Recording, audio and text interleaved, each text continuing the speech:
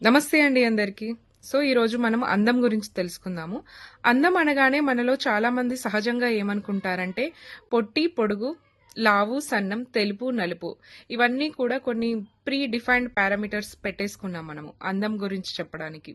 ఇంకా ఇంకో కేటగిరీలో ఏమనుకుంటామంటే చదువు, సంస్కారం, మంచితనం ఇలాంటివి అనుకుంటూ ఉంటాము. ఇవేవి కాదు. అందం అంటే ఏంటంటే, ఈ అందం గురించి నిర్వచనం అనేది అష్టవక్ర గీతాలో అష్టవక్రుడు చెప్పాడు. అదేంటంటే, అసలు ఈ అష్టవక్రుడు ఎవరు అంటే, అష్టవక్రుడు ఒక పండితుడి యొక్క కుమారుడు. ఈ అష్టవక్రుడు వాళ్ళ తల్లి గర్భంలో ఉన్నప్పుడు వాళ్ళ తండ్రి చదివే వేదాలలో తప్పుని పసిగట్టి ఆ కడుపులో నుంచే చెప్తాడు.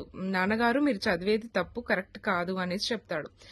అలా అనగానే వాళ్ళ తండ్రి యొక్క ఈగో దెబ్బతిని అతడు ఏమంటాడంటే, నువ్వు ఇంకా గర్భం నుంచి బయటికే రాలేదు, ఇప్పుడే నాలో తప్పులని ఫైండ్ అవుట్ చేస్తావా అని అతను ఏం చేస్తాడు అంటే, పుట్టేటప్పుడు నువ్వు అష్టవక్రాలతో పుట్టు అనేసి అంటాడు. ఈ అష్టవక్రాలు అంటే ఏంటంటే బాడీలో బెండ్స్, 8 పార్ట్స్లలో బాడీ అనేది బెండ్ అయిపోయి ఉండడం.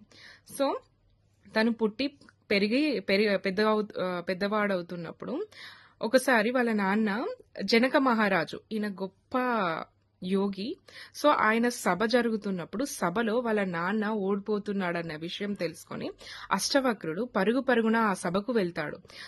ఆ సభకు వెళ్ళగానే ఆ సభలో ఉన్న వాళ్ళందరూ కూడా అష్టవక్రుడిని చూసి ఒక్కసారిగా పళ్ళున నవ్వుతారు. అలా నవ్వేసరికి అష్టవక్రుడు ఒకే మాట అంటాడు. ఏంటి అంటే, మీరు బహిర్గతంగా నాలో ఉన్న ఈ అష్టవక్రాలను చూసి నవ్వుతున్నారా, నాలో రగులుతున్న అగ్నిని చూసి నవ్వుతున్నారా అనే మాట అంటాడు. ఆ మాట అనగానే అక్కడున్న జనక మహారాజు వచ్చి ఈ అష్టవక్రుని కాళ్ళ మీద పడిపోయి నన్ను శిష్యుడిగా స్వీకరించండి అనేసి అంటాడు.